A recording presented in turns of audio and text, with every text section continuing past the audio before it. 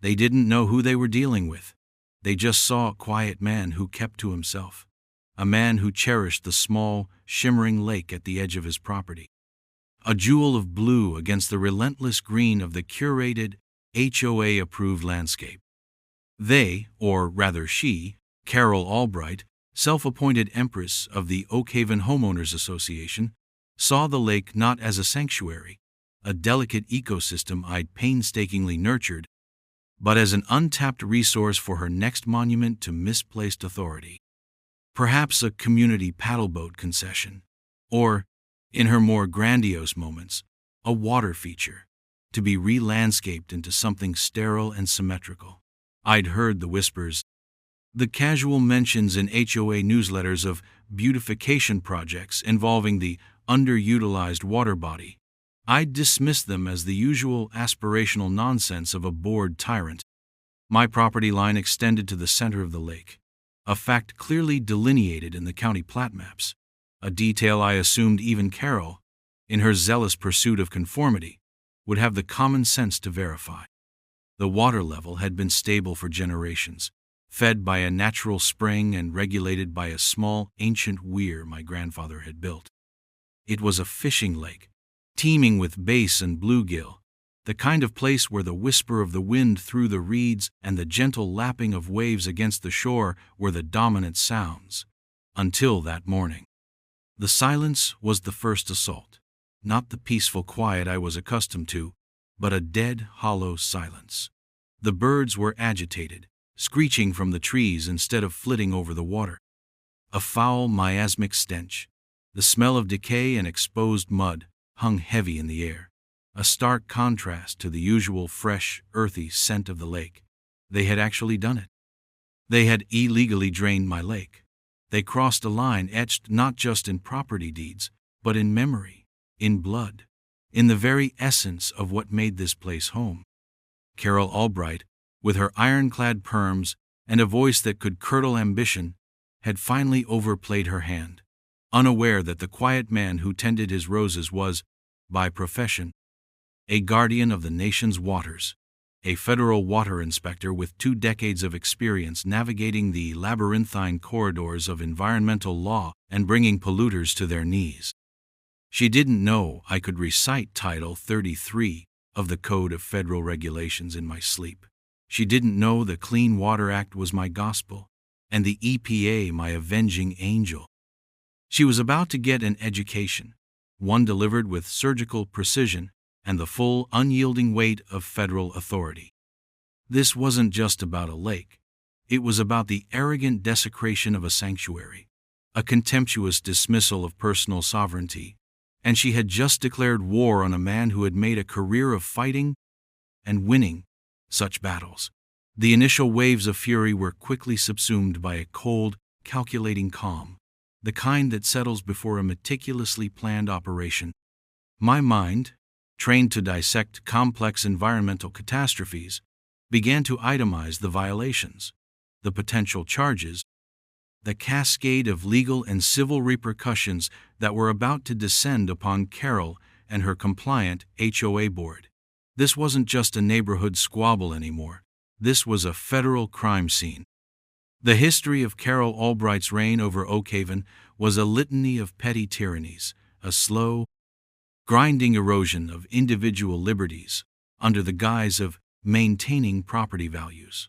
Her weapon of choice was the HOA covenant, a document she wielded like a medieval flail, finding new and inventive interpretations to harass residents into beige submission.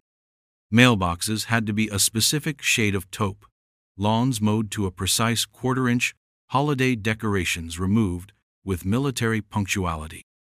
My refusal to replace my grandfather's perfectly functional, historically significant wrought iron fence with the HOA-mandated white picket variety had been a running skirmish for years.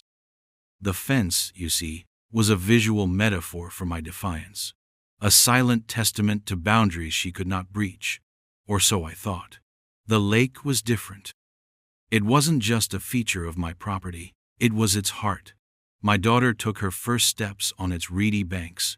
My son caught his first fish there, its glassy surface reflecting a lifetime of quiet joys. Carol's initial encroachments were subtle: complaints about unmanaged shoreline vegetation, suggestions for improving public access to my private property, no less, and thinly veiled threats about the lake being a potential mosquito breeding ground if not properly managed by the HOA. Each letter, each passive-aggressive email, was filed away, a growing dossier of escalating harassment. I had responded, of course, with polite, legally precise letters citing my property rights and the ecological sensitivity of the lake, but in her narcissistic delusion, she saw this not as a statement of fact, but as a challenge to her dominion. Her supporting cast, the HOA board, were largely a collection of timid sycophants. The silent majority turned rebellion fodder in many such tales, but here they were more like terrified courtiers, too afraid to question their queen. My wife, my emotional anchor, had urged caution, suggesting we try to reason with Carol to find a compromise. But how do you compromise with someone who believes their authority is absolute, their whims unassailable? The draining of the lake was not just a violation of environmental law, it was a deeply personal attack, a desecration of memory. It was, in the starkest terms, a moral violation of an almost sacred trust I held with the land and my family's legacy. The visual of the exposed lakebed, the stranded fish gasping in the mud, the once vibrant water reduced to a pathetic, muddy trickle. It was an act of ecological violence that triggered something dormant within me, the reluctant warrior jolted from a carefully cultivated peace. The quiet suburbanite was gone. The federal water inspector was now fully engaged. The fight wouldn't be about a fence this time. It would be about restoring a living body of water, and in doing so, dismantling Carol Albright's reign of error, piece by meticulous piece. The gauntlet had been thrown not into mud, but onto the bedrock of federal law. The transformation was internal, a shift in posture perceptible only to me. The homeowner, seething with righteous fury, receded. In his place stood the investigator, cold-blooded calm, his mind already a whirlwind of tactical considerations. They didn't know I was a federal water inspector, specializing in Section 404 of the Clean Water Act, the illegal discharge of dredged or fill material into waters of the United States, including wetlands and, yes, private lakes connected to navigable waters through groundwater or ephemeral streams, a connection I knew this lake possessed. The sheer audacity of it was breathtaking. To dewater a significant aquatic resource without permits, without environmental impact studies, without even a cursory understanding of the hydrological interconnectedness of the watershed. It was an act of such profound ignorance and arrogance it bordered on the criminal. And it was. My first call wasn't to a lawyer. Not yet. It was to my sidekick, a term that felt almost too whimsical for the grim task ahead, but accurate in its essence. Barry Jenkins lived 3 streets over, a retired USGS hydrologist with a penchant for conspiracy theories that often, disconcertingly, turned out to be grounded in well-researched fact. He also despised Carol Albright with a passion that bordered on performance art. Barry had been documenting Carol's overreaches for years, his garage, a veritable archive of HOA malfeasance, complete with meticulously annotated maps, financial statements obtained through sheer stubbornness, and grainy photographs of Carol measuring lawn heights with a ruler. He was, in essence, my tech-savvy conspiracy theorist ally, and his reaction to my call was a predictable explosion of vindicated outrage. "She finally did it, the hubristic harpy," he'd crowed into the phone.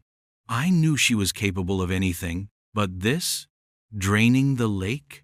That's not just petty tyranny, that's felony-level stupidity." Within an hour, Barry was at the edge of the devastated lake, his drone already buzzing overhead, capturing high-resolution aerial imagery of the damage. His thermal camera would later map the subtle temperature differences indicating the now blocked springheads. While he documented the physical evidence, I began my own silent reconnaissance. The pump, a large industrial model, still sat on the far bank, its thick discharge hose snaking towards a storm drain that, I knew, eventually fed into Miller Creek, a designated impaired water body already struggling with sediment and nutrient runoff. This wasn't just destruction, it was pollution. The illegal discharge of sediment-laden water from my lake into Miller Creek was another egregious violation. Carol hadn't just drained a lake. She'd created an unpermitted point source discharge. My inner monologue was a rhythmic checklist. Document the pump, trace the discharge, sample the outflow, photograph the dead aquatic life, secure witness statements from any neighbors brave enough to speak. The status-revealed twist was unfolding not in a dramatic confrontation, but in the quiet, methodical accumulation of irrefutable evidence. They didn't know I was a federal water inspector, but they were about to feel the full weight of what that meant. The air, thick with the stench of mud and decay, also carried the faintest scent of impending justice. The initial evidence gathering was swift and brutal. Barry's drone footage was cinematic in its devastation, a zoom-in on ecological carnage. We documented the serial numbers on the rented pump, traced the rental company, a local outfit likely unaware of the illegal purpose for which their equipment was being used, or perhaps simply unconcerned. My own sampling kits, always ready in the trunk of my car, a habit from years in the field, were deployed. Water samples from the muddy trickle leaving the lake, sediment samples from the exposed bed, biological specimens of the perished fish and invertebrates. Each sample meticulously labeled, chain of custody initiated. My home office, usually a quiet retreat for reading and correspondence, transformed into a tactical operations center. Maps were spread across the desk, blueprints of the local stormwater system, courtesy of Barry's less-than-official procurement methods, highlighted with potential downstream impacts.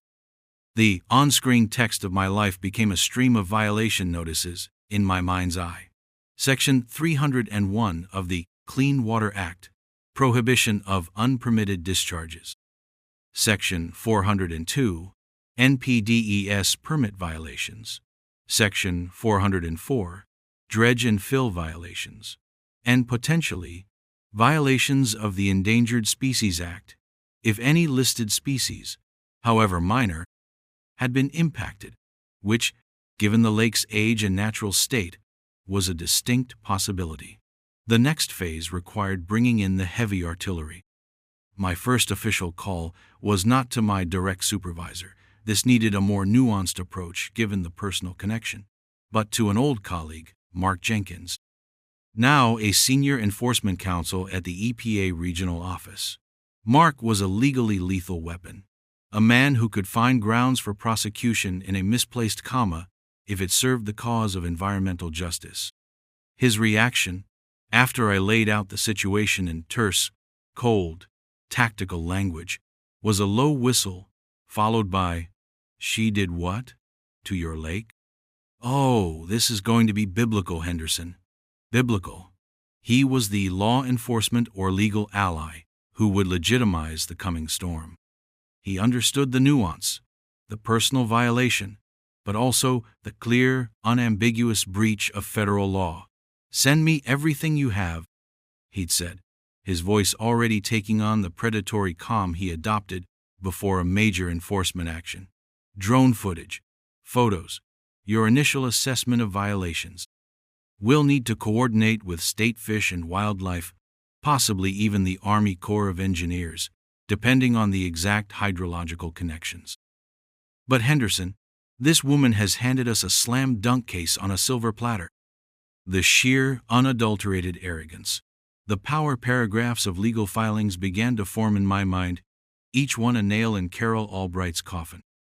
The beauty of federal environmental law is its reach, its refusal to be cowed by local politics or HOA bluster. Carol might rule Oakhaven, but Oakhaven was, indisputably, within the United States, and its waters were protected. The emotional undercurrent, the righteous fury, was now channeled into a focused beam of legal retribution. The transition was complete, from victim to avenger, armed not with a weapon, but with the code of federal regulations and an unshakable moral conviction. Carol Albright, blissfully unaware of the federal storm gathering on her horizon, continued her victory lap.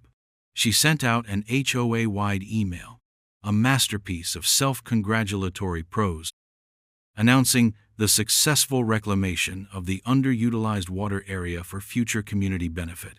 She spoke of enhanced recreational opportunities and improved aesthetic harmony, conveniently omitting the fact that she had unilaterally destroyed a private ecosystem.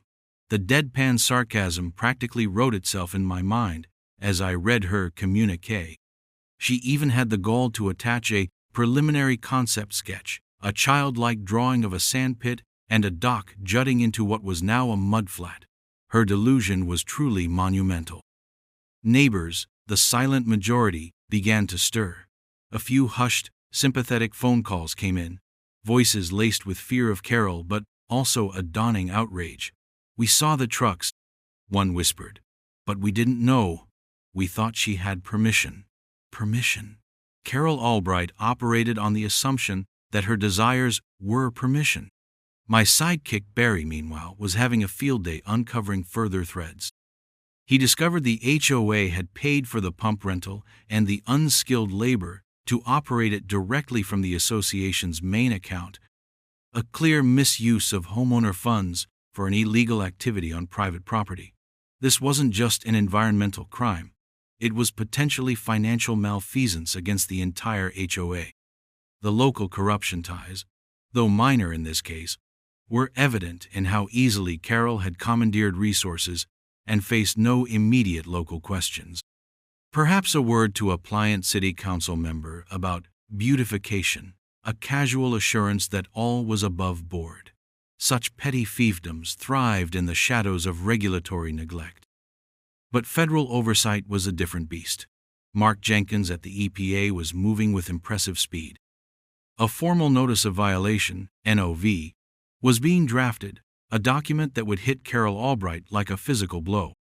It would detail, with excruciating specificity, every law broken, every potential fines that could run into the tens of thousands of dollars per day, per violation. The sheer financial weight would be crushing, not just for Carol personally if found liable, but for the HOA, and by extension, every homeowner who had silently acquiesced to her rule. The beauty of the plan, my plan, was its methodical escalation, a series of precise legal maneuvers designed to dismantle her authority and expose her recklessness. Each step was timed, each document a payload. Step 1. Document the crime. Step 2. Secure federal intervention. Step 3. Initiate formal legal action. Step 4. Watch the house of cards tumble. The inner monologue continued, a rhythm with the tactical action. She thought she was improving the view. She was, in fact, writing her own indictment. The thought brought a grim, cold satisfaction. The impending confrontation wouldn't be a shouting match over a fence line. It would be a clinical dissection of her folly, delivered in the sterile language of federal law, backed by the unassailable authority of the United States government. The drama was building, not with explosive outbursts, but with the relentless, quiet machinery of justice grinding into motion. The notice of violation arrived via certified mail, a thick, ominous envelope addressed to Ms. Carol Albright, President, Oakhaven Homeowners Association, with copies to every member of the HOA board. I imagined the scene.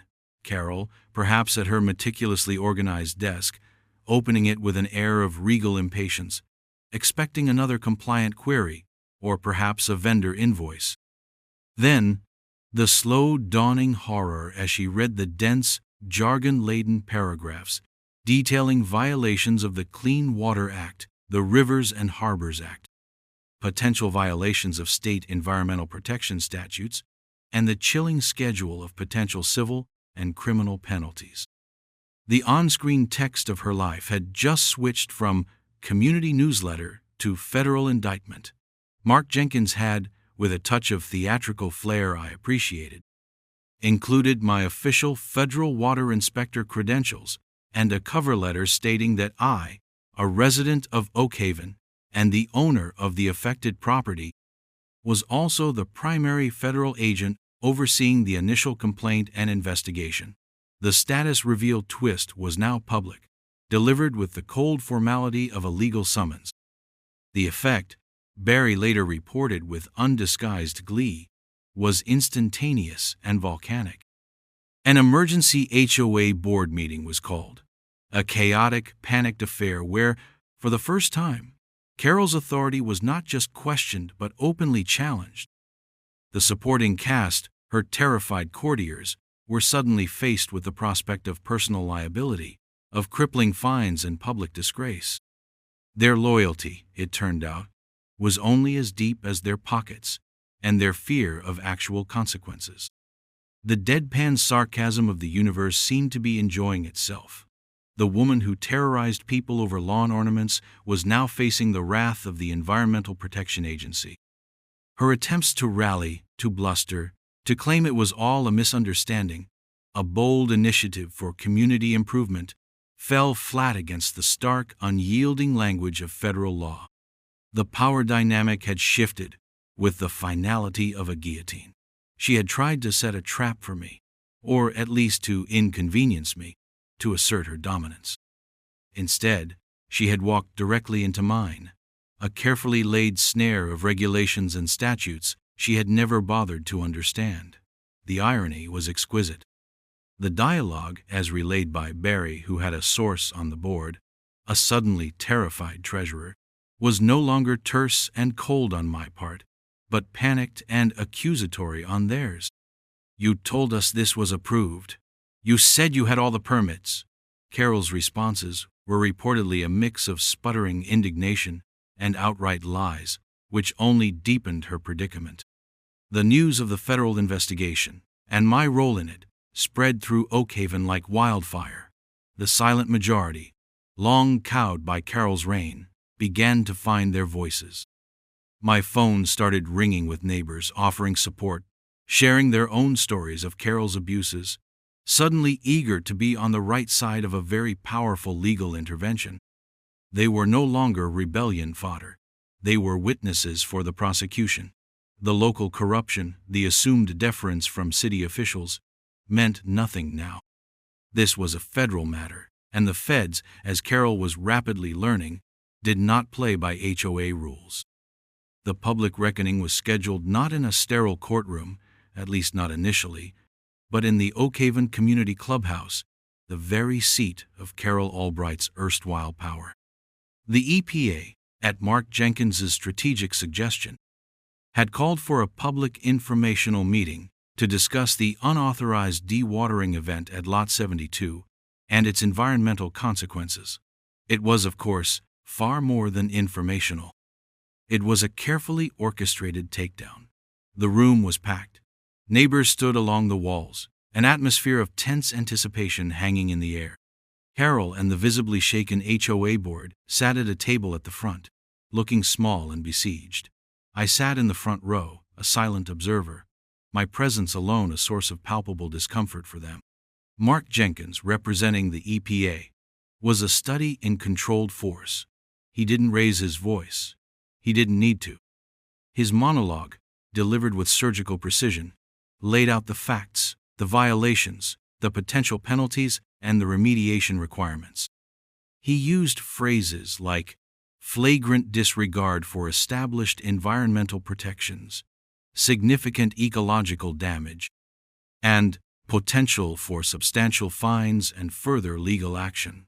Visual aids, Barry's stunning drone footage of the ravaged lakebed before and after shots, maps showing the illegal discharge plume into Miller Creek, were projected onto a large screen, each image a fresh indictment.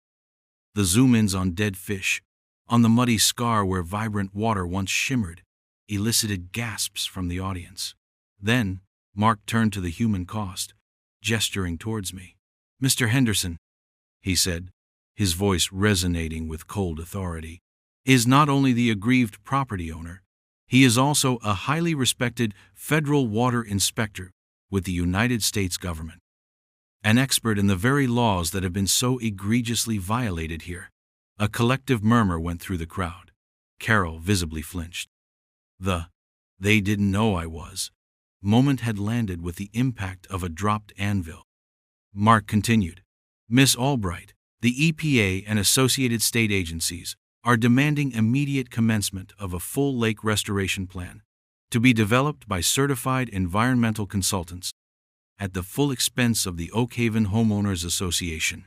Furthermore, we are assessing penalties for the violations, which, given their severity and the lack of prior notification or permitting, will be substantial."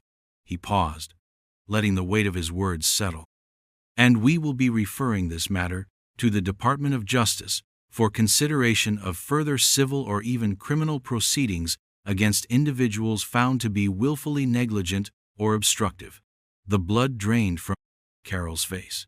The blood, in this context, was the moral cost of her actions, now staining her public reputation and financial future.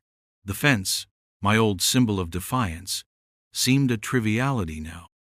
This was a battle for the soul of a community, and the tide had irrevocably turned.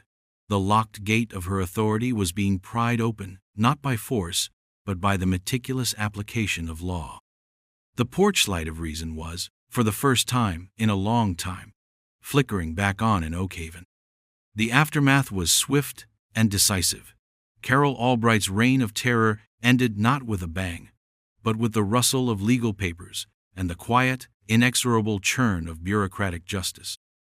Faced with overwhelming evidence, crippling fines, and the very real threat of personal prosecution, the HOA board crumbled. Carol was forced to resign as president, a humiliating public downfall that played out in hushed tones and averted gazes throughout the neighborhood. Her narcissistic delusion had met the immovable object of federal law and shattered. The financial hit to the HOA was significant. They were compelled to hire a reputable environmental consulting firm, one I subtly vetted, to oversee the lake's restoration.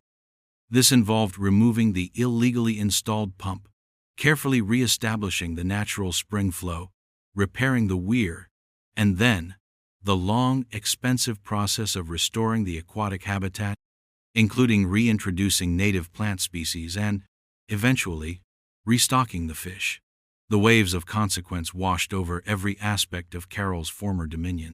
The HOA's insurance refused to cover damages stemming from illegal acts, meaning the restoration costs and the substantial EPA fines fell squarely on the association, necessitating a hefty special assessment on all homeowners. Suddenly, the cost of Carol's tyranny became tangible, hitting everyone in their wallets.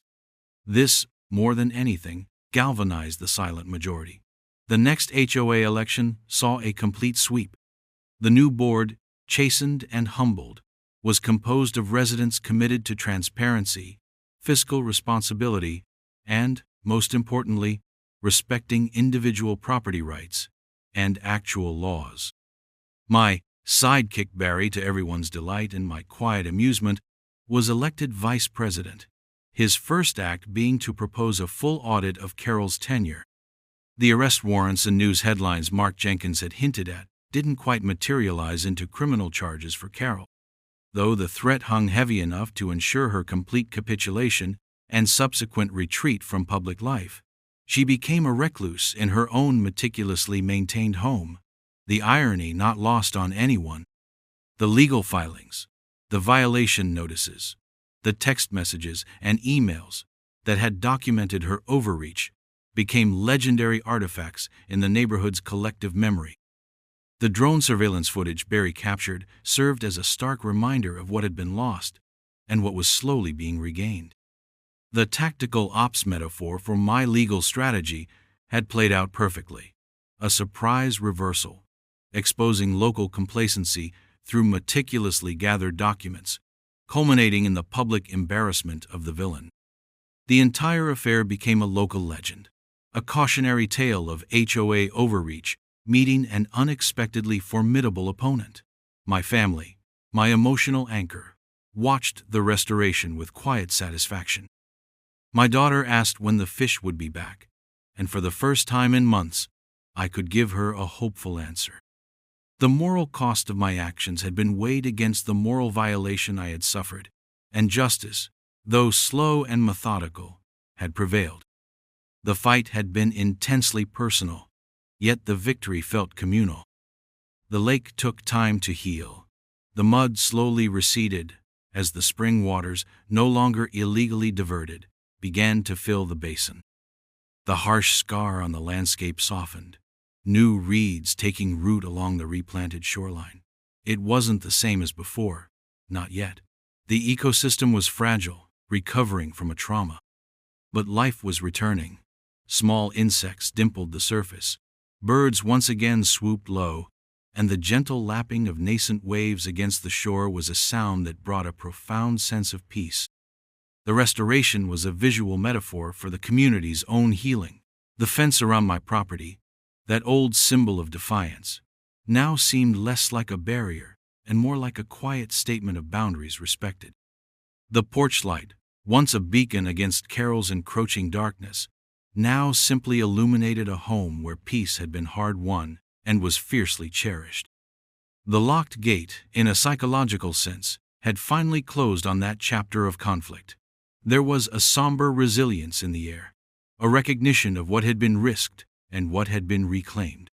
My role as a federal water inspector, once a hidden or dormant authority, was now public knowledge in Oakhaven. It brought a certain deference, but also, I hoped, an understanding that the laws protecting our environment are not abstract concepts, but tangible shields against arrogance and destruction. The intense personal battle had, in a way, reaffirmed my professional purpose. The cold-blooded calm I had maintained during the strategic retaliation had been a necessary armor, but beneath it, the protective loyalty for my home, my family's sanctuary, had burned with a righteous fury. That fury was now banked, replaced by a quiet vigilance. The monologue-heavy inner commentary that had guided my actions had served its purpose, setting traps, delivering poetic justice. Now, silence, the natural silence of a recovering lake, was the preferred soundtrack. The dark situational irony of Carol Albright, the queen of conformity, being undone by her flouting of far greater rules, still brought a flicker of dry deadpan wit to my thoughts. She had wanted to control the water, to make the lake submit to her vision. Instead, the water, and the laws protecting it, had reclaimed their sovereignty. The experience was a stark reminder that even in the most manicured of suburbs, the primal forces of nature and the unyielding principles of justice can erupt with surprising force. They had crossed a line, and in doing so, had awakened a reluctant warrior who knew the terrain of their transgressions better than they could ever imagine. The emotional tone of righteous fury had mellowed into a somber satisfaction, the cold, calculated vengeance fulfilled and laid to rest. The lake was breathing again, and so was I. The final stages of the lake's restoration coincided with the first anniversary of the Great Draining, as Barry dramatically called it. We stood by the water's edge, now clear and reflecting the autumn sky, the newly planted native vegetation taking hold. The fish, juvenile bass and bluegill carefully selected and introduced by the ecologists, were beginning to explore their new home. It wasn't just my lake anymore. In a strange way, it had become a symbol for the entire community, a testament to resilience and the power of collective, albeit belated, action. The HOA, under its new sensible leadership, even contributed to a fund for ongoing ecological monitoring, a complete reversal from Carol's era of hostile indifference. The suburban horror-turned-war zone had reverted to a quiet, if more aware, suburbia. My role as the military mind versus HOA tyranny was a story that would likely be told for years, embellished with each retelling.